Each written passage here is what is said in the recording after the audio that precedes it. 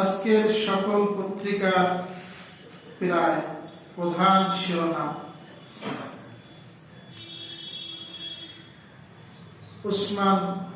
শরীফ উসমান হাদির ইন্তেকাল, ইন্না লিল্লাহি ওয়া ইন্না ইলাইহি রাজিউন।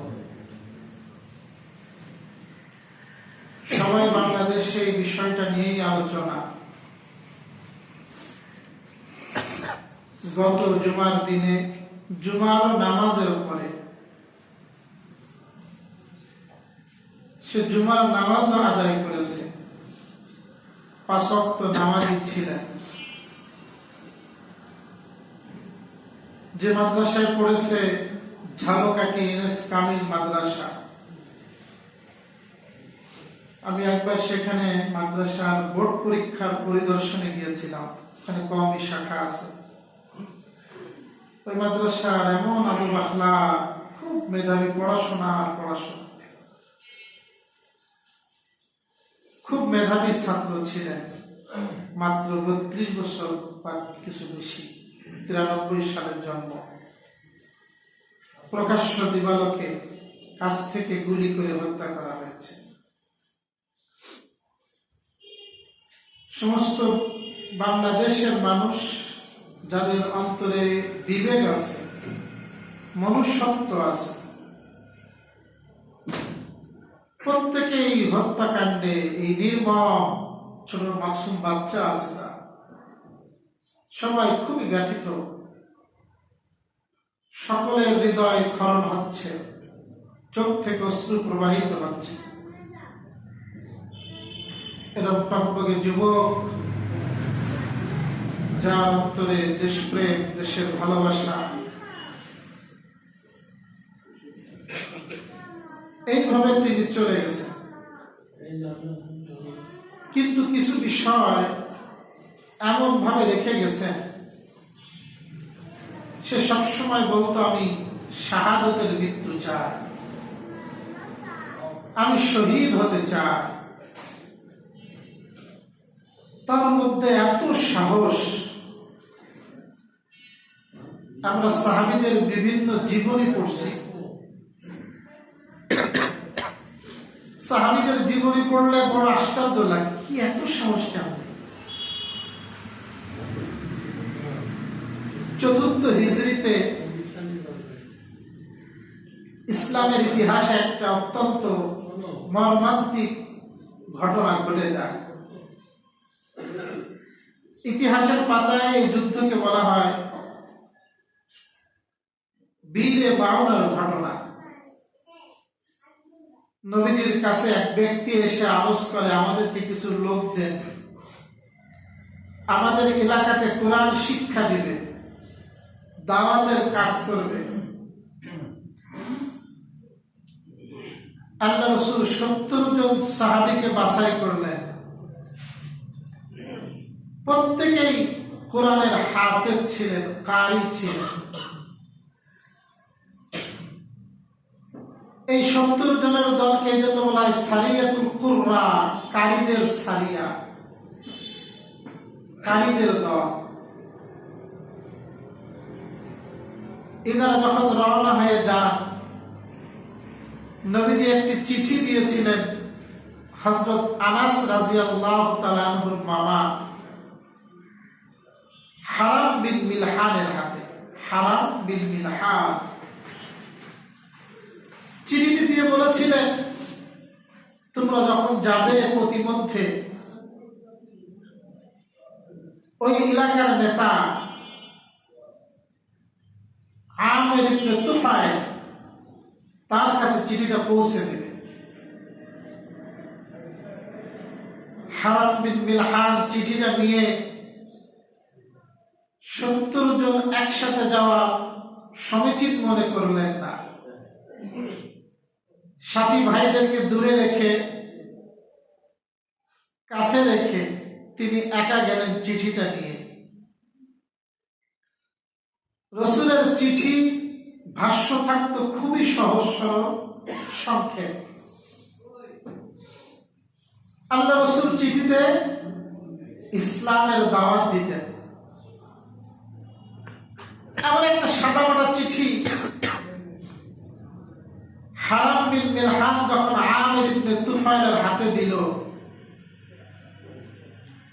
হারাম বিন মিলহানের চিঠিটা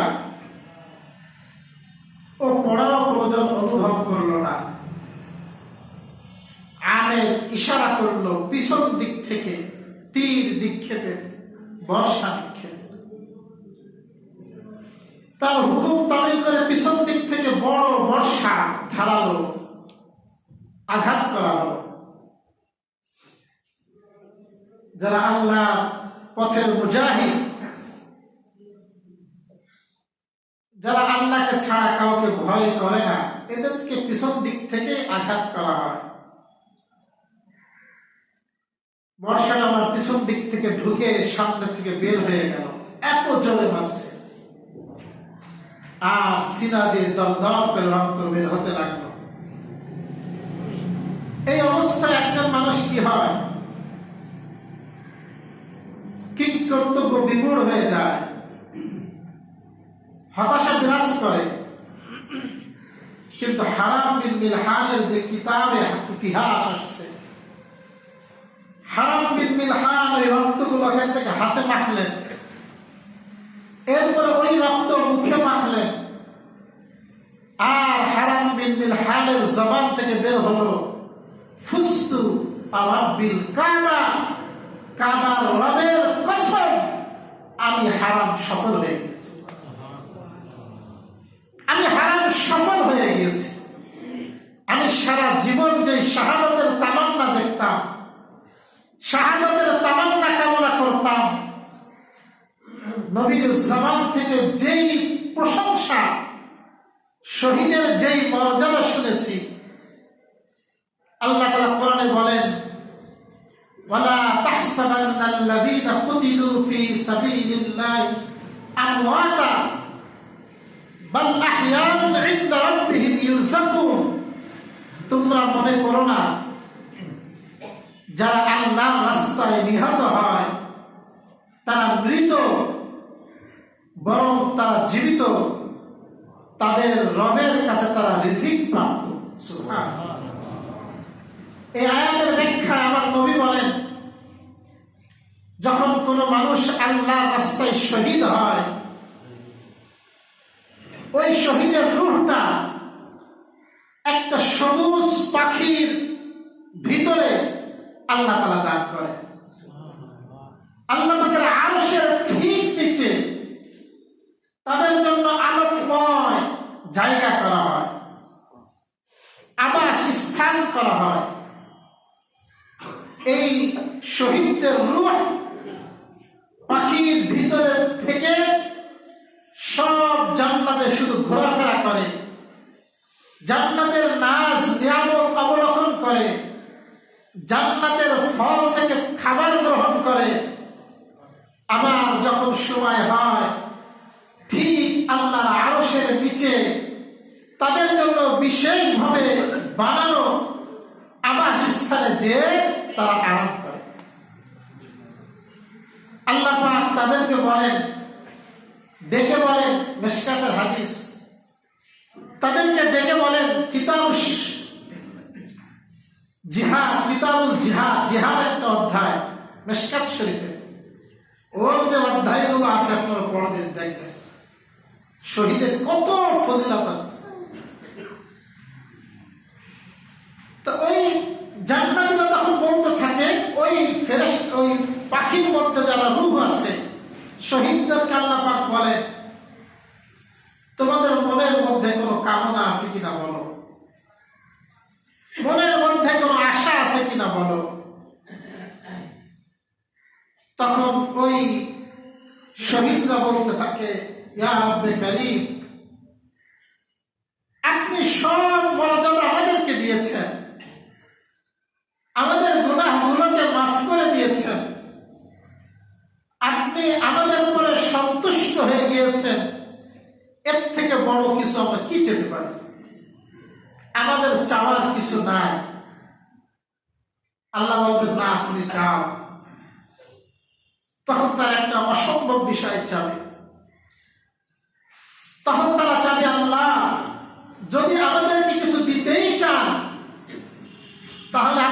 কাছে দরখাস্ত, আমাদেরকে আবার আপনি জীবিত করে দেন, আমাদেরকে আবার আপনি আমাদের রূহের মধ্যে, শরীরের মধ্যে রূহ দিয়ে দেন, যেন আমরা আবার জীবিত হয়ে দুনিয়াতে আপনার জন্য আমাদের জীবনকে উৎসর্গ করতে পারি। হারাম বিন মিলহান নবীজির মুখ থেকে যত এই কথাগুলো শুনেছেন, সুসংবাদ শুনেছেন, একজন শহীদ, হাদিসের মধ্যে আসছে, শহীদের যখন জান কবজ করা হয় তখন লাম ইয়াজিদুল আলাম, শহীদ কোনো কষ্ট পায় না, শুধুমাত্র একটা পিপিলিকা কামড় দিলে যতটুকু কষ্ট পায় এর থেকে বেশি কষ্ট পায়। সুবহানাল্লাহ। হারাম বিন মিলহান বললেন, আল্লাহ সকল কাম। এরপরে তো একে একে 70 জন সাহাবীকে শহীদ করে দেওয়া হয়। আল্লাহ রাসূল 1 মাস পর্যন্ত এই জাকওয়ান, ওসাই, যারা নবীর প্রিয় সাহাবীদেরকে হত্যা করেছিল গাদ্দারি করে, 1 মাস ফজরের নামাজে রাসূলুল্লাহ সাল্লাল্লাহু আলাইহি ওয়াসাল্লাম কুনুতে নাযিলা করছিলেন, ওদের জন্য বদদোয়া করছিলেন, ওদের ধ্বংস কামনা করে দোয়া করছিলেন। প্রিয় ভাইরা আমার, এরকম হাদিসের পাতায় অসংখ্য ঘটনা আছে, আমরা দেখছি। উসমান হাদির মধ্যে আল্লাহ পাক এরকম সাহসিকতা দিয়েছিল। আল্লাহ তাআলার কাছে দোয়া করি, আল্লাহ সুবহানাহু ওয়া তাআলা আমাদের এই ভাইকে শাহাদাতের মর্যাদা দান করেন, আমিন, জান্নাতের মেহমান হিসেবে কবুল করেন, আমিন, তার পরিবারের সদস্যদেরকে আল্লাহ সুবহানাহু ওয়া তাআলা সবরে জামিল ইখতিয়ার করার তৌফিক দান করেন, আমিন। প্রিয় ভাইরা আমার, একজন মানুষকে হত্যা করা, আজকে আমাদের সবকিছুর মূল হলো আসাবিয়া, পক্ষপাতিত্ব। ইসলামে পক্ষপাতিত্ব করা কঠিনতর হারাম। পক্ষপাতিত্ব মানে আমি একটা দল করি, আমার দলের লোক যত অন্যায় করবে, যত জুলুম করবে, সব অন্যায় আমি জেনেও তাদের সমর্থন করব, এর নাম কি? পক্ষপাতিত্ব। হ্যাঁ, যদি আপনার কওম, আপনার দল কোনো অন্যায় জুলুম করেনি, তখন আপনি তাদের পক্ষ অবলম্বন করেছেন, এটা ঠিক আছে, এতে সমস্যা নেই। কিন্তু প্রকাশ্য জুলুম করবে আর তারপরও আপনি তার পক্ষপাতিত্ব করবেন, এটাকে বলে আসাবিয়া। ইসলামে আসাবিয়াত হারাম, এটা করা যাবে না। অন্যায়কে অন্যায় বলতে হবে। আল্লাহ তাআলা কোরআনে বলেন, মান কাতালা নাফসান বিগাইরি নাফসিন আও ফাসাদিন ফিল আরজ ফাকান্নামা কাতালান নাস জামিআ। যদি কোনো ব্যক্তিকে হত্যা করে অন্যায়ভাবে, সম্পূর্ণ অন্যায়ভাবে হত্যা করলো, আল্লাহ সুবহানাহু ওয়া তাআলা বলেন ফাকান্নামা কাতালান নাস জামিআ, কেমন যেন ওই ব্যক্তি গোটা মানব মণ্ডলীকে হত্যা করলো। রাসূল বলেন কিয়ামত পর্যন্ত যত হত্যাকাণ্ড সংঘটিত হবে, এই সব হত্যাকাণ্ডের গুনাহের একটা অংশ হযরত আদম আলাইহিস সালাতু ওয়াস সালামের সন্তান কাবিল, যে প্রথম হত্যা করেছিল মানুষ, ওর আমলনামায় যোগ হতে থাকে।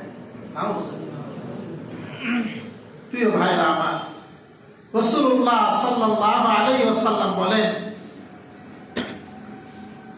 রাসূলুল্লাহ সাল্লাল্লাহু আলাইহি ওয়াসাল্লাম বলেন, লা যাওয়ালুদ দুনিয়া আহওয়ানু আলা আল্লাহ মিন কাতলি রাজুলিন মুসলিমিন।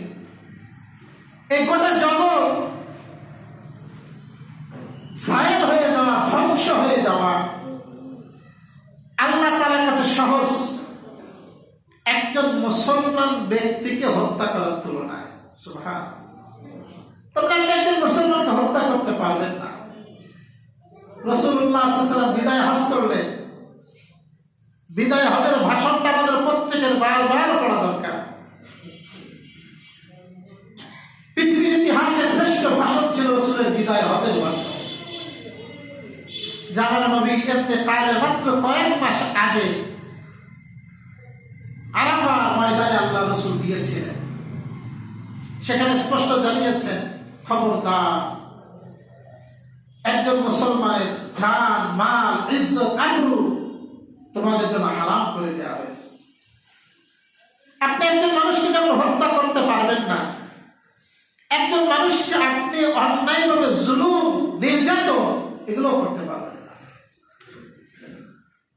আব্দুল্লাহ ইবনে মাসউদ রাদিয়াল্লাহু তাআলা আনহুর হাদিস আসছে, আব্দুল্লাহ ইবনে মাসউদ রাদিয়াল্লাহু তাআলা আনহু রাসূলের সাথে বাইতুল্লাহর তাওয়াফ করতেছিলেন। বাইতুল্লাহর তাওয়াফ করতেছিলেন। রাসূলুল্লাহ সাল্লাল্লাহু আলাইহি ওয়াসাল্লাম কাবাকে লক্ষ্য করে বললেন, বাইতুল্লাহকে লক্ষ্য করে বললেন, মা আ'জামাকি, ও বাইতুল্লাহ, কত সম্মান তো, কত ইজ্জত, কিন্তু তুই কাবার চেয়েও একজন মুসলমানের জান, মাল, ইজ্জত, আবরুর মর্যাদা আল্লাহ তাআলার কাছে বেশি। একজন মানুষকে আপনি লাঞ্ছিত করতে পারেন না, একজন মানুষকে আপনি জুলুম করতে পারেন না। ইসলাম চায় সব ক্ষেত্রে ইনসাফ, ইনসাফ চায়। এটা উসমান হাদি বলতেন, ইনসাফ, ইনসাফ। রাসূলের এক সাহাবী নাম হলো আদি। কি নাম? হাদি না, আদি। হাতেম তাই নাম শুনছেন? হাতেম তাই আরবের বিখ্যাত দানশীল দাতা হাতেম তাই বলি না আমরা। এই হাতেম তাইয়ের ছেলের নাম হলো আদি। আদি, এই আদিকে যখন মুসলমান হয় রাসূলুল্লাহ সাল্লাল্লাহু আলাইহি ওয়াসাল্লাম ডাকলেন, আদিকে ডেকে বললেন, আদি তোমার কি ধারণা বলো তো, হিরা থেকে, হিরা হলো ইরাকের একটা অঞ্চলের নাম, হিরা থেকে মক্কার দূরত্ব হাজার হাজার কিলোমিটার। আর এই হিরা আর মক্কা এর মাঝখানে হলো তয় অঞ্চল, তয় গোত্র থাকে। তয় একটা গোত্রের নাম। এরা ছিল ওই সময় নাম করা ডাকাত। এরা রাস্তায় কোনো মানুষ বের হলে, কোনো মুসাফির বের হলে এদের পেশা হলো ডাকাতি করা, লুট করা, ওদের সম্পদ লুট করা। তা আদি রাদিয়াল্লাহু তাআলা ছিলেন ওই তয় গোত্রের মানুষ। আর মক্কায় আসতে হলে হিরা অঞ্চল থেকে আপনাকে ওই তয় গোত্রের সামনে দিয়ে আসা লাগবে। আল্লাহ রাসূল বলতেছেন আদিকে, আদি তোমার কি ধারণা, হিরা থেকে একজন নারী একা উটের পিঠে করে আসবে,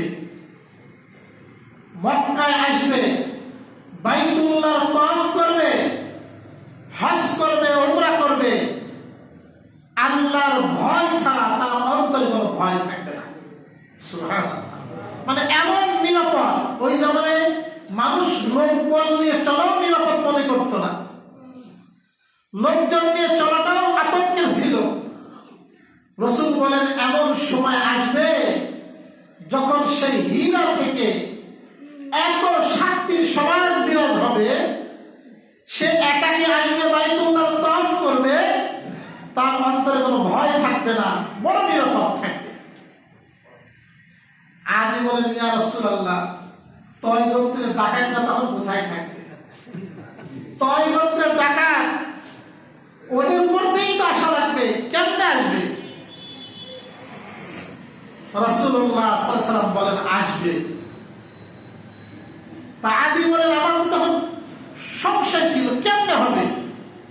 সারা পৃথিবীতে দাঙ্গা হাঙ্গামা। আদি বলেন আল্লাহ তাআলা আমার ওই যুগটাও দেখাইলেন। উনি লম্বা হায়াত পেয়েছিলেন, 63 হিজরিতে ইন্তেকাল। এর আগে ওমরে ফারুকের খেলাফত কাল আসছে। ওমরের খেলাফত ছিল 13 থেকে 23 বা 24 এরকম হিজরি। উনি ওমরের খেলাফত পাইছেন। ওমরের খেলাফত কালে ইরাকের তয় অঞ্চল সহ ওই হিরা অঞ্চল সব মুসলমানদের দখলে চলে আসে।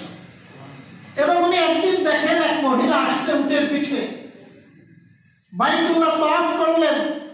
ওনাকে উনি জিজ্ঞাসা করলেন, আপনি কোন অঞ্চলের মানুষ? উনি বলেন, আমি ইরাকের হিরা অঞ্চল থেকে আসছি বাইতুল্লাহ তাওয়াফ করার জন্য। সুবহানাল্লাহ।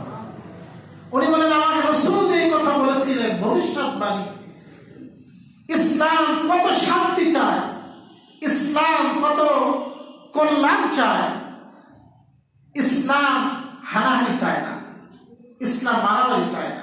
প্রিয় ভাই, আমাদের এই ঘটনা থেকে আমাদের আরেকটা শিক্ষা,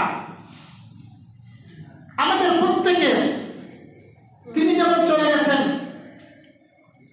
এখন আমাদের করণীয় আমাকেও চলে যেতে হবে। কুল্লু নাফসিন যায়িকাতুল মাউত, প্রত্যেকটা নফসকেই তো মৃত্যুর স্বাদ আস্বাদন করতে হবে।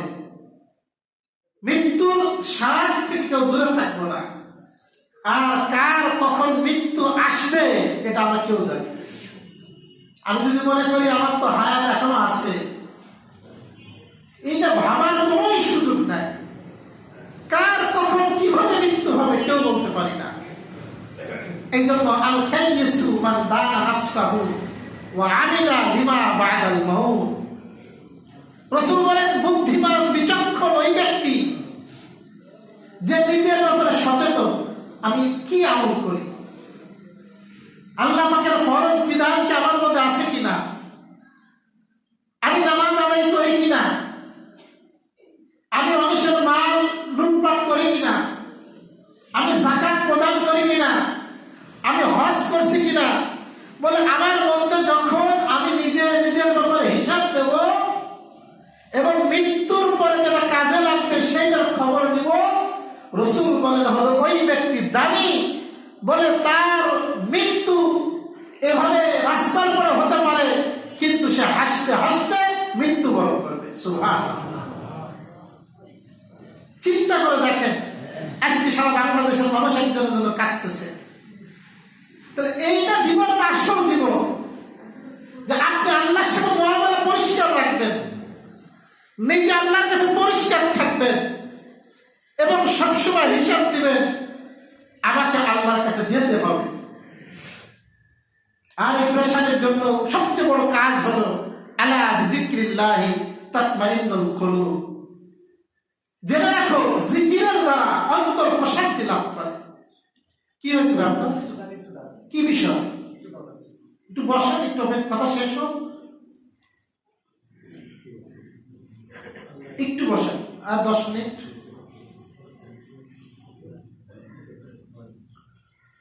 আল্লাহু আকবার কাবীরা। প্রিয় ভাই, যে কথা বলতেছিলাম, আজকে আমাদের সামনে এই ঘটনা থেকে শিক্ষা, 1 নম্বর করণীয় হলো দোয়া করতে হবে। 2 নম্বর করণীয় হলো যেটা বললাম, আমার দ্বারা যেন কোনো মুসলমান কষ্ট না পায়, আমার হিসাব আমাকে দিতে হবে। আর নিজের আমলকে দুরস্ত করতে হবে। অজাত সাকরাতুল মাউত, মৃত্যুর যন্ত্রণা আসবে। ফাইদা জাআলাহুম লা ইস্তাখিরু সাআতা ওয়া ইস্তাকদিমুন, এসে যখন যাবে, অন্য আয়াত আল্লাহ বলে, সময় যখন এসে যাবে, এক মুহূর্ত কিন্তু দেরি করা হবে না। কোনোভাবেই আমাকে বাঁচায় রাখা যাবে না। যত উন্নত চিকিৎসা দেওয়া হোক, বাঁচায় রাখা যাবে? সিঙ্গাপুরে নিয়ে গেছে, বাঁচতে পারছে। তাহলে হায়াত শেষ হইলে আমার কিন্তু আর কেউ রাখতে পারবে না।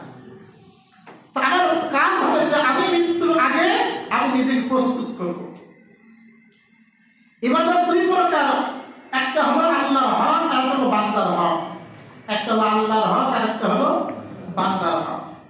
আল্লাহর হক অনেক সময় আল্লাহ পাক তওবার কারণে মাফ করে দেন। কিসের কারণে মাফ করে দেন? তওবার কারণে। কিন্তু বান্দার হক যদি আমার উপরে থাকে, আল্লাহ পাক কিন্তু মাফ করেন না। এই জন্য হাদিসে আসছে, শহীদের সব গুনাহ মাফ, কিন্তু ঋণ মাফ করা হয় না। কি মাফ করা হয় না? সে যদি ঋণগ্রস্ত হয়, কারো কাছ থেকে ঋণ দেশে পরিশোধ করেনি বা কারো টাকা মেরে খাইছে, এরকম অবস্থায় যদি কেউ শহীদ হয়ে যায়, আর আল্লাহ রাসূল বলেন ওইটা আল্লাহ তাআলা ক্ষমা করবেন না, কারণ বান্দার হক। বান্দার হক বান্দা যতক্ষণ না করে আল্লাহ পাকও ক্ষমা করে। এই যে বলা হয় আল গীবাতু আশাদ্দু মিনাজ জিনা, গীবত করা জিনার থেকে বেশি গুনাহ, গীবত করা ব্যভিচারের থেকে বেশি গুনাহ। তো সাহাবায়ে কেরাম বললেন, ইয়া রাসূলুল্লাহ কেমনে? জিনা কত বড় গুনাহ, এর থেকে বেশি গুনাহ গীবত কিভাবে হয়? তো রাসূলুল্লাহ সাল্লাল্লাহু আলাইহি ওয়াসাল্লাম তখন এই কথাই বলছিলেন, দেখো ওই ব্যক্তি হয়তো একটা অন্যায় করছে, তওবা করছে, মাফ করে দেবেন আল্লাহ, কিন্তু গীবত এটা বান্দার হক। ও যতক্ষণ মাফ না করবে ততক্ষণ তো মাফ পাবে না। এই দৃষ্টিকোণ থেকে বলা হয় যে গীবত করা জিনার থেকেও বেশি গুনাহ। প্রিয় ভাই, আসেন আমরা আল্লাহর রাস্তায় চলি, যে দল করি এটা বড় বিষয় না। আমাকে হিসাব রাখা, আমাকে আল্লাহর সামনে হাজির হতে হবে, সেইটা ভয় করা।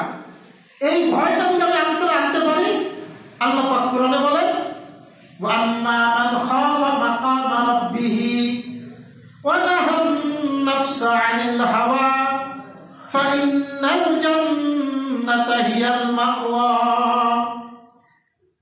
ওয়া আম্মা মান খাফা মাকামা রাব্বিহি, যে ব্যক্তি তার রবের সামনে দাঁড়ানোর ভয় করে, আমাকে দাঁড়াতে হবে, আমাকে হিসাব দিতে হবে।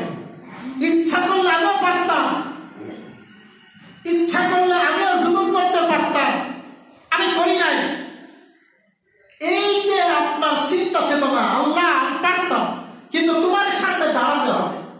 এই যে সহিহ বুখারীর একটা হাদিস আসছে, 3 যুবকের ঘটনা। 3 যুবক একবার বৃষ্টি এসে গেছে, পাহাড়ের পাশ থেকে যাচ্ছে, হঠাৎ করে বৃষ্টি এসে গেল, 3 যুবক পাহাড়ের ভিতরে আশ্রয় নিয়েছে। হঠাৎ একটা বড় পাথর এসে মুখটা বন্ধ করে দিয়েছে, আর পাথর গুহার মধ্যে 3 যুবক আটকা। সেখান থেকে নিষ্কৃতির কোনো রাস্তা নাই। সহিহ বুখারীর হাদিস। 3 যুবক চিন্তা করলেন, এখন তো আমাদের মরা ছাড়া কোনো উপায় নেই, আমরা তো গুহার মধ্যে চলে গেছি, এত বড় পাথর আমরা সরাতে পারবো না। 3 জনে পরামর্শ করলো, ঠিক আছে আমরা কাজ করি, আসো আমরা সবাই আল্লাহর দিকে ঝুঁকি, আল্লাহর দিকে নিজেকে ঝুঁকি, নিজেকে পেশ করি, আল্লাহর কাছে আমাদের সমস্ত ব্যথা বেদনা প্রকাশ করি। প্রত্যেকের জীবনের যে শ্রেষ্ঠ নেক আমল আছে, সেই নেক আমল দিয়ে আল্লাহর কাছে দোয়া করি। এবার এক একজন দোয়া করা শুরু করলো। প্রত্যেকের জামানার জীবনের যে নেক আমল, সেই নেক আমল দিয়ে আল্লাহর কাছে পেশ করলো। তার মধ্যে একটা নেক আমল একজন পেশ করেছিল, আল্লাহ আমি একটা মেয়েকে খুব পছন্দ করতাম, আমি তাকে বললাম তোমার সাথে আমি একান্ত মিলিত হতে চাই। আমাকে বললো তোমাকে এত টাকা দিতে হবে। আমি টাকা জোগাড় করলাম, ঠিক যখন টাকাটাকে পরিশোধ করলাম, একান্তে ঘরের মধ্যে গেলাম, তখন এই মেয়েটা একটা শব্দ বলবো, তুমি আল্লাহকে ভয় করো। কাকে ভয় করো? ঘরের মধ্যে আর কোনো বাধা নাই, কেউ বাধা দেবে না। আমার ঘরের মধ্যে কি আছে? আমি টাকা নিয়েছি, আমি নিজেকে পেশ করতে তো বাধ্য, কিন্তু তুমি আল্লাহকে ভয় করো। আমি নিরুপায় হয়ে টাকার কথা বলেছি। ওই যুবক বলে, আল্লাহ আমি সেদিন ইচ্ছা করলে জিনা করতে পারতাম, সব সুযোগ আমার ছিল। আল্লাহ শুধুমাত্র একমাত্র তোমার ভয়ে আমি ওই জায়গা থেকে ফিরে এসেছি, আমার চরিত্রকে আমি ভালো রেখেছি। আল্লাহ যদি এই আমলটা তোমার কাছে পছন্দনীয় হয়, এই আমলের বিনিময়ে আমাদেরকে এই বিপদ থেকে আপনি উদ্ধার করেন। যুবক বলে দেখা গেল পাথরের মুখটা একটু খুলে গেল। এভাবে বাকি 2 যুবক তাদের নেক আমল করে পেশ করলো। একান্ত আমল দুই যুবক যে আমলগুলো পেশ করেছিল, এক যুবক বলল, ইয়া রাসূল, আল্লাহর কাছে বলল, আল্লাহ আমার কাছে কিছু ভাই টাকা পাইতো, ওই টাকা আমার কাছে থাকার কারণে দীর্ঘদিন আমার কাছে জমা ছিল, চলে গেছে। ওর টাকা দিয়ে আমি ছাগল কিনছি, পরে বিশাল ছাগলের পাল হয়ে গেছে। দীর্ঘদিন পর আসছে আমার কাছে পাওনা টাকা নিতে। আসার কারণে আমি যখন আমার কাছে পাওনা টাকা চাইছে, আমি শুধু পাওনা টাকা দিই নাই, ওর টাকা দিয়ে ছাগল কিনে যত পাল হয়েছিল সব সহ ওকে আমি দিয়ে দিচ্ছি।